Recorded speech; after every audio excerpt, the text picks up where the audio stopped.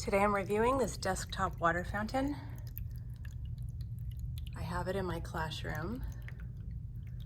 It's really pretty. This one is 10 inches tall. The pump is set to high right now, and you have the option of high or low.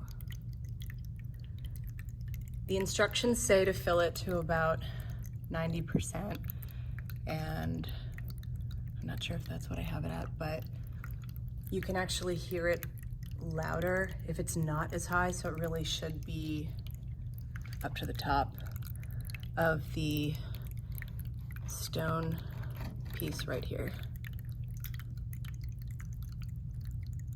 But I just wanted you to see it and hear it. There it is from above. It's very pretty, it's very soothing, and if the light on the inside bothers you, you could tuck a little rock or something over that and it'll turn that down. Thanks for listening and watching my video.